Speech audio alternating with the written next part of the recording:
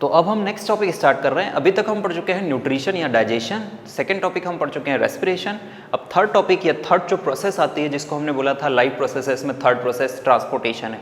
ठीक है, तो ट्रांसपोर्टेशन या फिर ह्यूमन बींग्स के केस में इसी स्टेप को बोला जाता है सर्कुलेशन। इसी को बोल देंगे सर्कुलेशन। ह्यूमन बींग्स के केस में इसको सर्कुलेशन बोल देते हैं ना। जैसे डाइजेशन के लिए डाइजेस्टिव सिस्टम रिस्पॉन्सिबल है ना, रेस्पिरेशन के लिए रेस्पिरेटरी सिस्टम रिस्पॉन्सिबल है, वैसे ही सर्कुलेशन के लिए कौन सा सिस्टम रिस्पॉन्सिबल होगा? Circulatory system. बट क्योंकि हम किस में पढ़ रहे हैं? ह्यूमन बींग्स में, इसलिए इसको क्या बोल दिया जाएगा? Human circulatory system. ठीक है ना, इसको हम क्या बोल देंगे? Human circulatory system. ना human circulatory system is divided into 3 parts. Human circulatory system जो है उसके 3 पार्ट्स होते हैं, है ना। कौन कौन से 3 पार्ट्स होते हैं, उनके क्या क्या पार्ट्स हैं, पार्ट्स के भी सब पार्ट्स क्या क्या है, उनके क्या क्या फंक्शन है, वो हमको यहाँ पर समझना है। तो ह्यूमन सर्कुलेटरी सिस्टम में जो सबसे पहला पार्ट होता है वो है पंपिंग ऑर्गन। ठीक है, पंपिंग ऑर्गन है ना। और ये पंपिंग ऑर्गन है क्या? हार्ट। जो हमारा हार्ट है वो पंपिंग करते रहता है। ठीक है, तो ये पंपिंग ऑर्गन जो है किसका पार्ट है? ह्यूमन सर्कुलेटरी सिस्टम का। फिर पंपिंग ऑर्गन के बाद आता है यहाँ पर सर्कुलेटिंग फ्लूइड, है ना। कोई तो फ्लूइड ऐसा होगा जो बॉडी में क्या करता रहता है? कंटिन्यूअसली सर्कुलेट होते रहता है। सर्कुलेट होने का मतलब घूमता रहता है। तो वो सर्कुलेटिंग फ्लूइड कौन सा हो रहा है? ब्लड। बट इसके साथ साथ एक और फ्लूइड बॉडी में होता है जिसको बोलते हैं लिम्फ। ये हम देखेंगे ब्लड क्या है, लिम्फ क्या है, दोनों देखेंगे। अब देखो, पंप करने का काम है ब्लड को, हार्ट का। ठीक है, ब्लड को पंप करना है, पूरी बॉडी में सर्कुलेट करना है, तो वो कौन करेगा? हार्ट। ठीक है, ब्लड जो है वो खुद घूम रहा है, लेकिन ऐसे ओपनली नहीं घूम रहा है, वो ट्यूब्स के अंदर है। ठीक है, तो उन्हीं को बोलते हैं हम क्या? Blood vessels. ठीक है, ब्लड वेसल्स। कौन सी 2 ब्लड वेसल्स होती है बॉडी में? बेसिक नाम हमको याद रखना है, आर्टरी एंड वेन्स। तो बोथ आर ब्लड वेसल्स। ठीक है, तो एक तो पंपिंग ऑर्गन हो गया हार्ट, जो पंपिंग करते रहता है, ब्लड और लिम्फ जो है वो घूमते रहते हैं, है ना। और ब्लड वेसल जो है जिनके अंदर ब्लड घूमता है उन्हीं को ब्लड वेसल्स बोलेंगे, आर्टरी और वेन्स। ठीक है, अब इन्हीं सारे पार्ट्स को हम एक एक करके समझेंगे। तो ह्यूमन सर्कुलेटरी सिस्टम के जो अलग अलग पार्ट्स हैं उसमें सबसे पहला पार्ट हम जो समझ रहे हैं यहाँ पर वो है ब्लड। ठीक है, हमारी बॉडी में ब्लड प्रेजेंट है और वो कंटिन्यूसली सर्कुलेट हो रहा है ना। तो ब्लड जो है वो सबसे पहले तो फ्लूइड फॉर्म में होता है, और किसका टाइप है? कनेक्टिव टिश्यू का। इसलिए हमने इसको क्या बोला है? Fluid connective tissue. 9th class में हम जो चैप्टर पढ़ते हैं उसमें कनेक्टिव टिश्यूज़ के बारे में बताया जाता है, और वहाँ पर बताया जाता है कि ब्लड भी एक कनेक्टिव टिश्यू है, पर क्योंकि फ्लूइड फॉर्म में है इसलिए क्या बोल दिया? फ्लूइड कनेक्टिव टिश्यू, है ना। ब्लड का कलर ह्यूमन बींग्स में या और भी कई सारे एनिमल्स में कैसा होता है? रेड। ठीक है, क्यों रेड होता है? तो उसका रीज़न हम ऑलरेडी डिस्कस कर चुके हैं। ब्लड में क्या प्रेजेंट होता है? हीमोग्लोबिन। हीमोग्लोबिन जो है उसके कारण ब्लड का कलर रेड होता है। लेकिन हीमोग्लोबिन में ऐसा क्या है कि कलर रेड हो गया? तो हमने बोला था आयरन। ठीक है, आयरन जो है वो रेड कलर के लिए रेस्पॉन्सिबल है। नेक्स्ट, अगर कोई एडल्ट ह्यूमन बींग्स है तो उसकी बॉडी में कितना ब्लड होगा? हम बोलेंगे 5 लीटर। कोई एडल्ट ह्यूमन बींग है तो उसकी बॉडी में कितना ब्लड होगा? 5 लीटर ब्लड होगा। ठीक है, ब्लड का फंक्शन क्या होता है बॉडी में? तो ऑलरेडी हम डिस्कस कौन सा टॉपिक कर रहे हैं? ट्रांसपोर्टेशन। मतलब ब्लड का काम क्या होगा? ट्रांसपोर्टेशन। वेरियस सब्सटेंसेज जो है बॉडी में वो ट्रांसपोर्ट अगर करना है तो वो कौन करेगा? ब्लड करेगा। तो ये पॉइंट्स अपने को याद रखना है। फ्लूइड कनेक्टिव टिश्यू होता है, रेड कलर का होता है, क्यों? हीमोग्लोबिन के कारण। एडल्ट ह्यूमन बींग में कितना ब्लड होता है? 5 लीटर। और ये ब्लड का फंक्शन है कि वो वेरियस सब्सटेंसेज को क्या करे? ट्रांसपोर्ट करे। फिर हम पहुंचते हैं कंपोजिशन पे। ब्लड किन किन चीज़ों से मिलकर बना है? तो इसमें सबसे पहला पार्ट अपने को याद रखना है प्लाज्मा। प्लाज्मा, ठीक है, प्लाज्मा जो है वो एक वाटरी फ्लूइड है।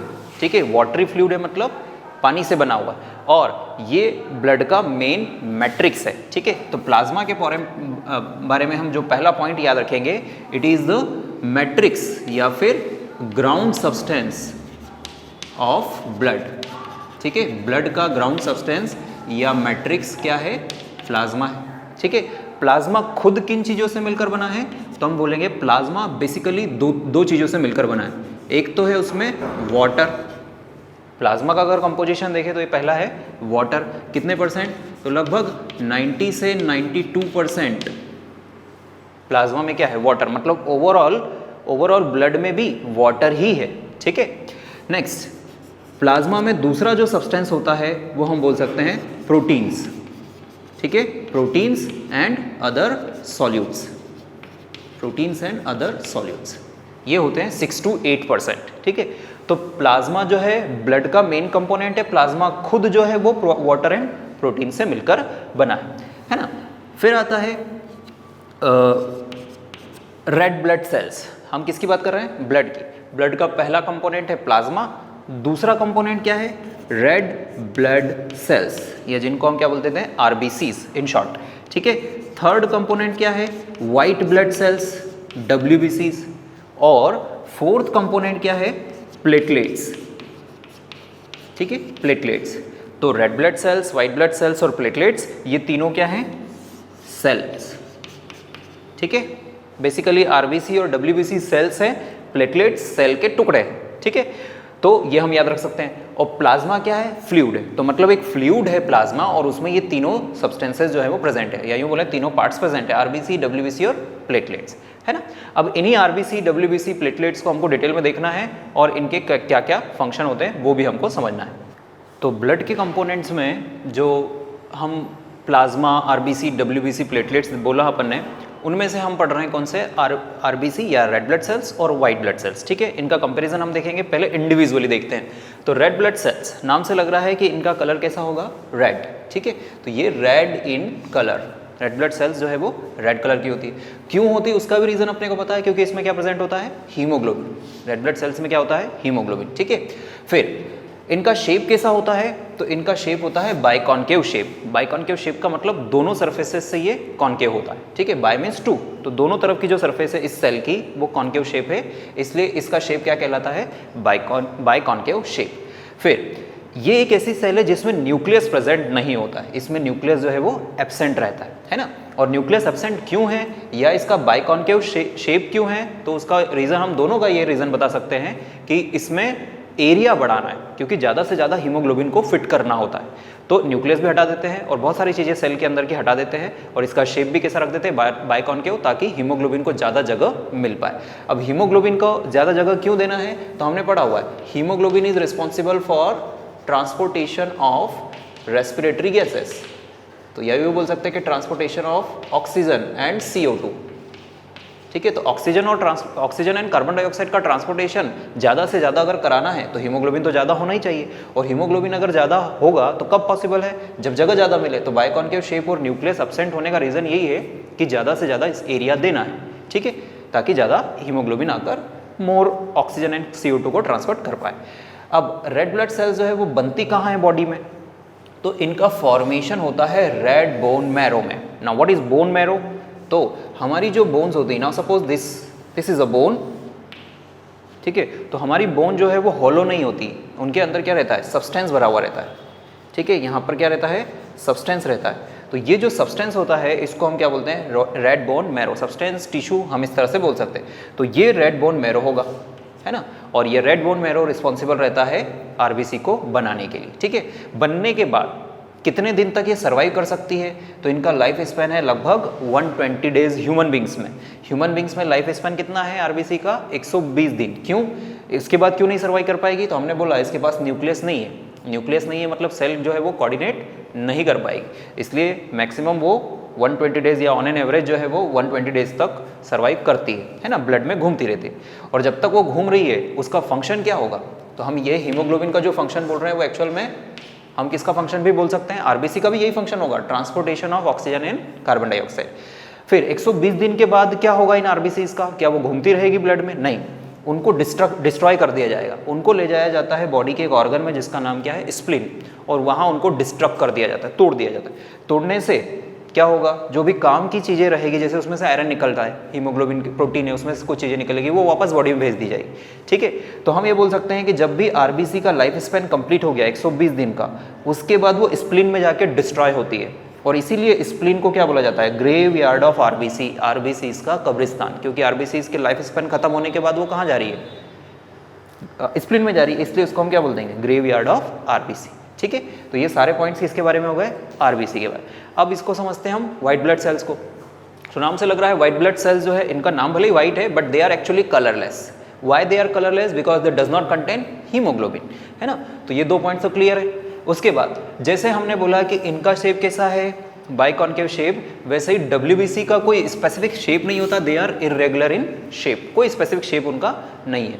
फिर हमने बोला था कि इसमें न्यूक्लियस एब्सेंट होता है, जबकि वाइट ब्लड सेल्स में न्यूक्लियस प्रेजेंट होता है। वाइट WBC जो है वो न्यूक्लियस कंटेन करती है। फॉर्मेशन रेड बोन मैरो में इनका भी होता है RBCs का, जबकि WBCs का भी फॉर्मेशन जो है वो रेड बोन मैरो में ही होता है, दोनों का रेड बोन मैरो में ही होता है ना।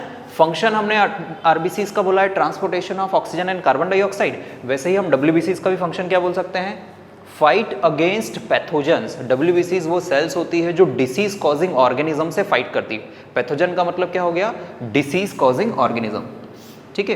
तो बॉडी में अगर कोई वायरस बैक्टीरिया अटैक करता है तो उससे कौन फाइट करती है, उससे फाइट करती है WBCs। और इसीलिए हम बोलते हैं कि ये इम्यून सिस्टम को बिल्डअप कर रही है। इम्यून सिस्टम बॉडी का वो सिस्टम है जो डिसीज कॉजिंग एजेंट से फाइट करता है, तो उसका एक इंपॉर्टेंट पार्ट होती है WBCs, इम्यून सिस्टम का इंपॉर्टेंट पार्ट है। इसलिए हमने लिखा है कि it builds up immune system. तो यहाँ पर हमने दोनों के इंडिविजुअली पॉइंट भी देख लिए और इनको हमने कंपेयर भी कर लिया, ठीक है। ये हमको याद रखना होता है।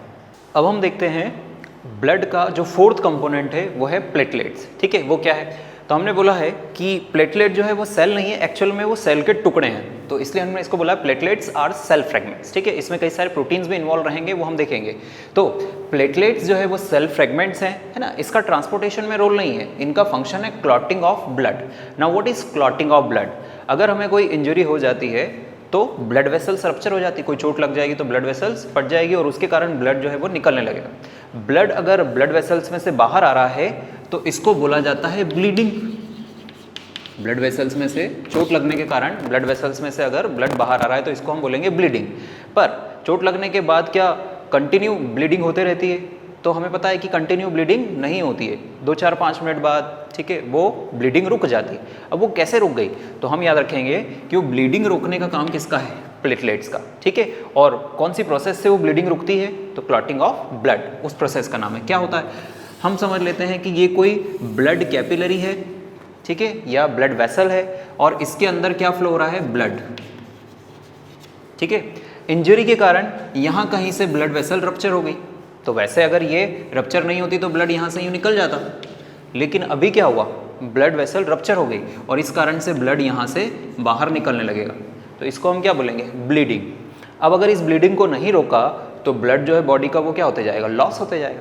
इसलिए ब्लीडिंग को रोकना ज़रूरी होता है और वो काम किसका है, प्लेटलेट्स का है, ठीक है। तो प्लेटलेट्स कुछ सेल फ्रेगमेंट्स के साथ मिलकर, कुछ प्रोटीन्स के साथ मिलकर यहाँ पर एक नेटवर्क बनाती है। इस at the site of injury platelets form a complex network, ठीक है। And in this network many components of blood are trapped. जैसे RBC जिनका लाइफ स्पैन कंप्लीट हो गया, वो स्प्लीन की तरफ जा रही थी तो उनको यहाँ पर ट्रैप कर लिया जाएगा।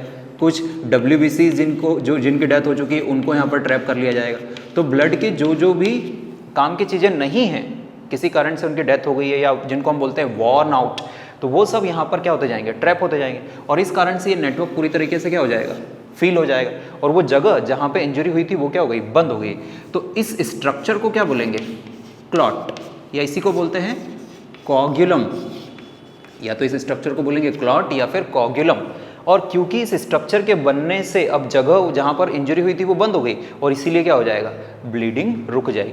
तो इस क्लॉट के बनने से ब्लीडिंग रुकी है ना, तो इसीलिए इसको बोला जाता है क्लॉटिंग ऑफ ब्लड। वहाँ पर ब्लड का जो एक थक्का जम जाता है उसी को बोलते हैं क्लॉट या कोगुलम, है ना। तो या तो क्लॉटिंग ऑफ ब्लड बोलेंगे या फिर इसी को क्या बोलेंगे, कोगुलेशन ऑफ ब्लड। तो हमसे अगर पूछा जाता है कि प्लेटलेट्स का क्या फंक्शन है तो हम बोलेंगे क्लॉटिंग ऑफ ब्लड, और कैसे होता है तो वो भी हमने यहाँ पर समझ लिया।